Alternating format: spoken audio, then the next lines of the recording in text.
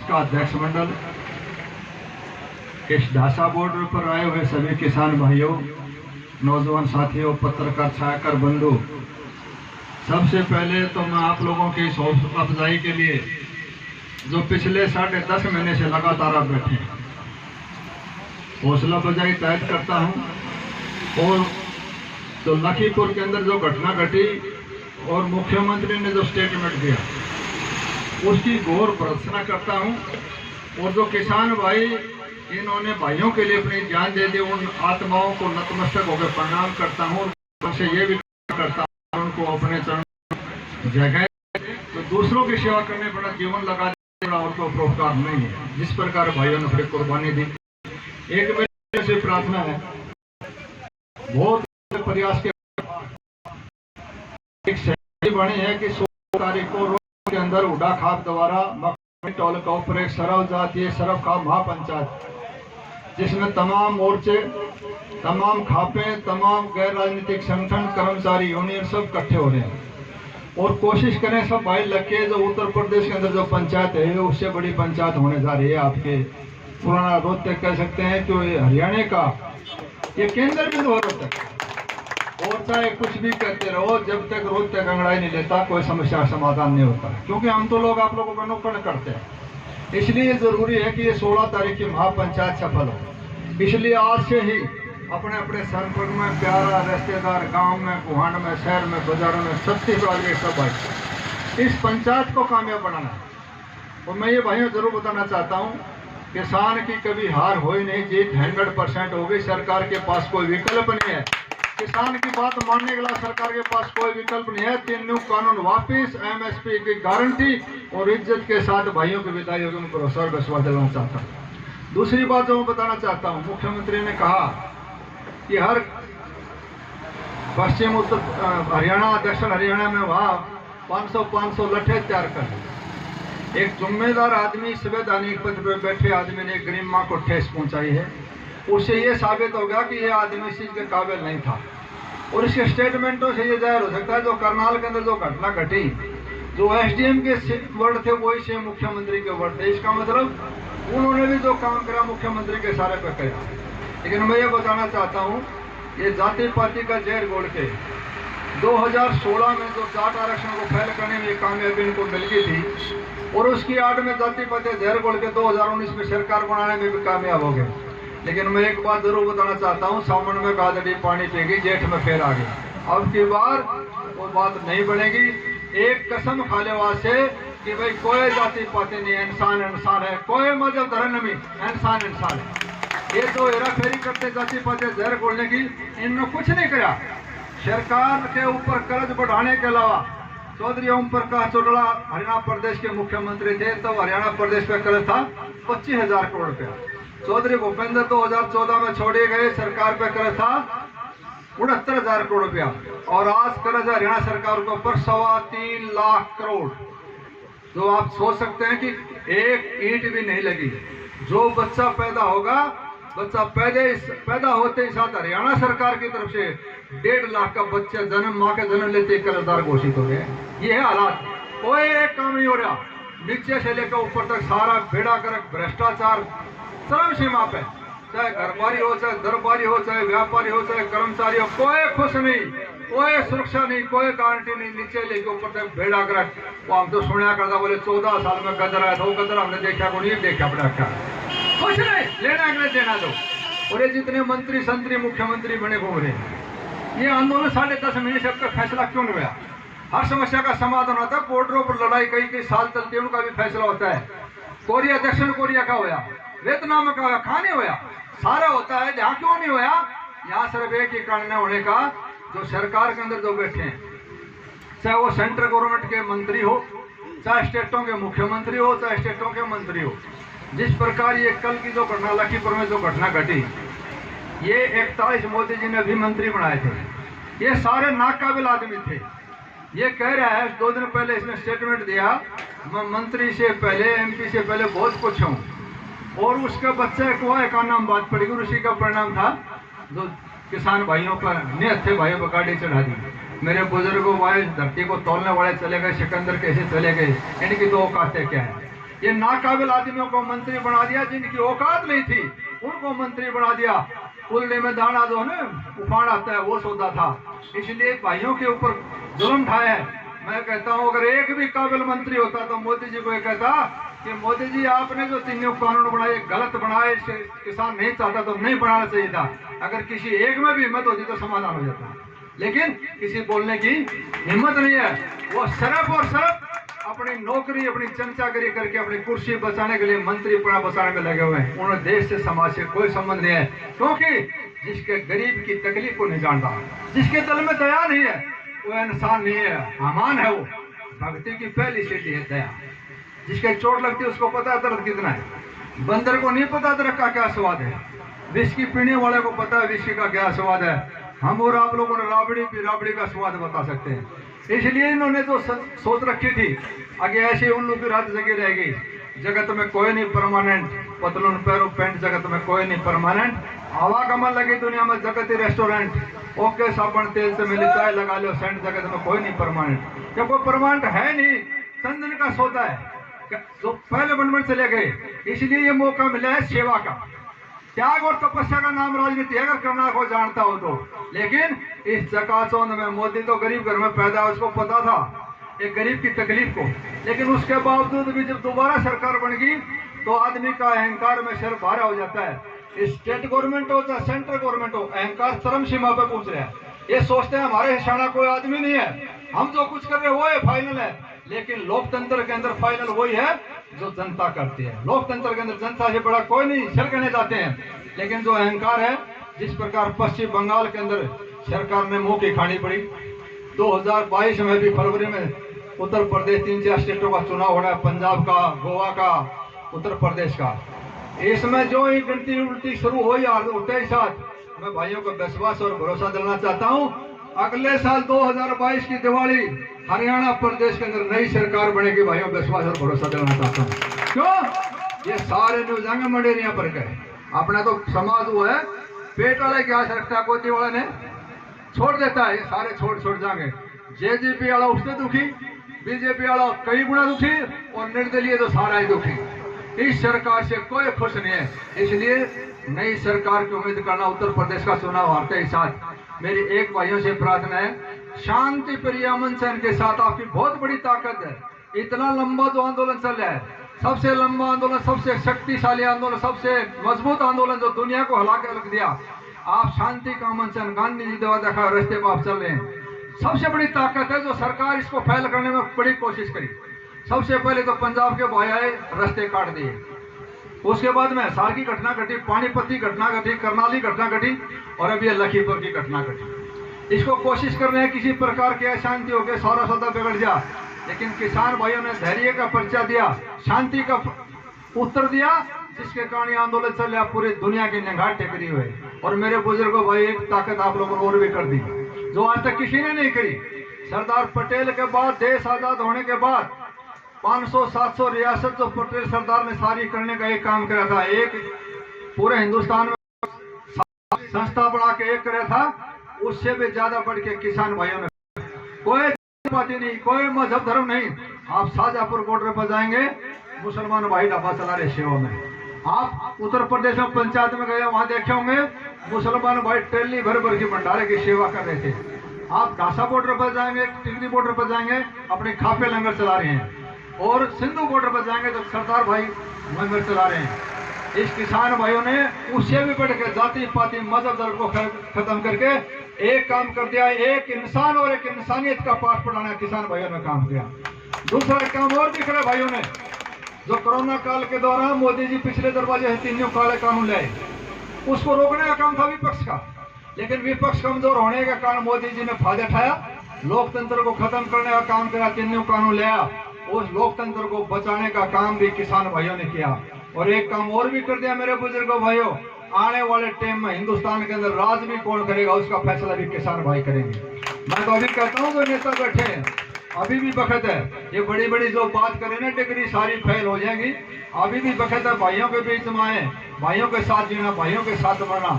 जिस दिन मंत्री बना जाएगा उस दिन ड्राइवर और बॉडीगार्ड रोड पर छोड़ के जाएंगे। उस दिन सारा कौन देंगे? भाई। और लास्ट में 5 लकड़ी भी भैया ने देने हैं। ये बड़ी बड़ी बात करते जिनके पास कुछ घर का पजामा नहीं था, मैं सारे चौधरी जान कुछ नहीं लेना है कि नहीं देना, तो सारा सौदा झूठा, नीचे लेके समाज को धोखा, भाइयों को धोखा, बड़ी बड़ी बात करते हैं।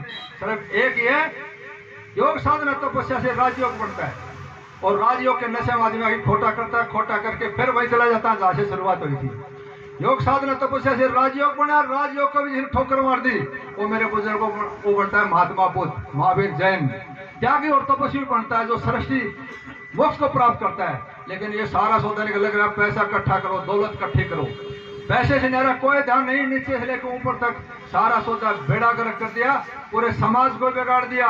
और एक गलती हमारे से भी, समाज से भी, कि हमने पैसे वाले को बड़ा मान लिया, इज्जतदार आदमी की इज्जत करनी छोड़ दी, चाहे खोटा करके चाहे किसी डाल का पैसे लाओ उसको बड़ा मान लिया। बहुत बड़ी अज्ञानता थी, इसलिए नीचे से लेकर ऊपर तक बेड़ा गर्क होगा। भाई का भाई दुश्मन, बड़ा भाई छोटे भाई की लड़की की शादी है और बड़े भाई से अपील करता है मेरी लड़की की शादी कुछ मदद करते, वो अरबपति है, दूसरे पास पैसा नहीं है, बड़े वाला मदद करना भी चाहे तो बेहतर तो मैडम आँख काट दे चौधरी का सांस बंद। और बड़े वाला कहता है ये भी का मूछ पाटे छोरी किस तरह मैं देखूंगा, मूछ पाटे पास देखी जाइए तेरी रिश्ती न्यारी, भाई भाई की तो फर्क, ये गिरावट है, पड़ोसी पड़ोसी का दुश्मन। तो आज से प्रेरणा कसम खा लो भाई, कोई जाति पाति नहीं, इंसान इंसान है, सबको साथ लेकर चलना, सबका इस देश के अंदर भाग्य है, सबका योगदान था, सबको देश आजाद करने पूरा योगदान दिया था। अपने घर में मिठाई बनती है, देखो पड़ोसी के तवा चढ़ाक नहीं चले, उसको भी जिन्हें खाते हैं। दौलत इकट्ठी करना, जिसने भी प्रदेश को लुटा, जिसने भी भाइयों को लुटा, गांव में देखे, कुआं में देखे, जिसने बेईमानियां को इकट्ठा करा, उसका रिजल्ट देखो क्या है। पॉन्टिंग चड्डा उत्तर प्रदेश में 10,000 करोड़ का मालिक था, शराब माफिया, गेट के ऊपर सगे भाई ने गोली मारी।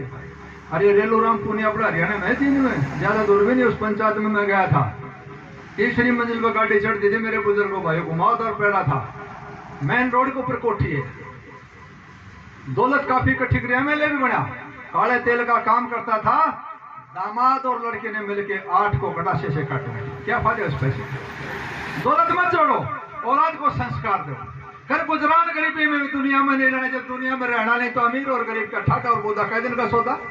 लेकिन आदमी इस चकाचौंध में फंस के खोटा करता है, जिंदगी जीने की पूरी कोशिश करता, जीतता एक दिन में, इसलिए खोटा करें। इसलिए अच्छी संस्कार, अच्छी तालीम बच्चों को दें, एक दूसरे से प्यार, एक दूसरे से आत्मा से शुद्ध अंतःकरण से भाइयों के साथ लेके दिए, बढ़िया समाज बनेगा, पूरा देश समर्थ शक्तिशाली होगा।